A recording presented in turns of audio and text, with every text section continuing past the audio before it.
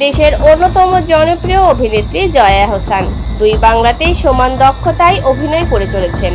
ফলে দুই দেশেই তিনি সমান সংখ্যক ভক্ত অনুরাগীর ভালোবাসা কুড়িয়েছেন।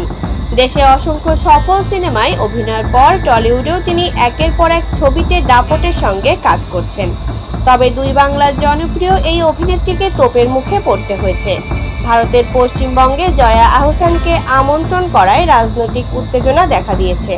রাজ্য সরকার আয়োজিত দুর্গাপূজার কার্নিভালে অতিথি হিসেবে জয়া আহসান উপস্থিত হওয়ায় বিজেপি বিক্ষোভ দেখায়।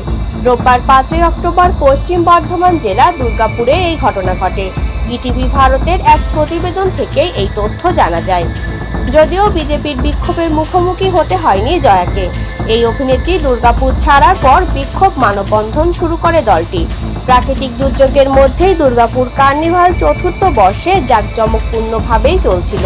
দুর্গাপুরের চতুর্থ বর্ষের কার্নিভালের মূল আকর্ষণ হিসেবে উপস্থিত হন এপার ওপার বাংলার জনপ্রিয় অভিনেত্রী জয়া আহসান। এই মঞ্চে রবীন্দ্রসঙ্গীত গাওয়ার পাশাপাশি দর্শকদের সামনে নানা কথা তুলে ধরেন জয়া। এ পর্যন্ত ঠিকই ছিল, কিন্তু জয়া মঞ্চ ছাড়তেই বিতর্ক তুঙ্গে তোলে বিজেপি। তবে জয়া মঞ্চ ত্যাগ করার পর বিজেপির পক্ষ থেকে তীব্র প্রতিক্রিয়া দেখা দেয়। বিজেপি অভিযোগ করেছে মঞ্চে বাংলাদেশি অভিনেত্রীকে আমন্ত্রণ করা মা দুর্গাকে অপমানের সমতুল্য। বিক্ষোভকারীরা দাবি করেছেন রাজ্যের নিজস্ব শিল্পী ও সাংস্কৃতিক প্রতিভাকে উপেক্ষা করে বিদেশি তারকা আনা হয়েছে, যা স্থানীয় শিল্পীদের প্রতি অসম্মান প্রদর্শন করছে।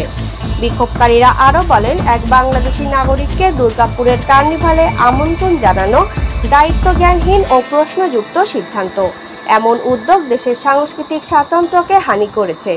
দুর্ঘটনা বা বিশৃঙ্খলা আশঙ্কা এড়াতে জেলা প্রশাসন ও পুলিশ পরিস্থিতি মনিটরিং করে। তবে স্থানীয়দের মধ্যে এই নিয়ে নানা প্রতিক্রিয়া দেখা গেছে। এদিকে রাজনৈতিক ও সাংস্কৃতিক মহলে সমালোচনা ও আলোচনা অব্যাহত রয়েছে।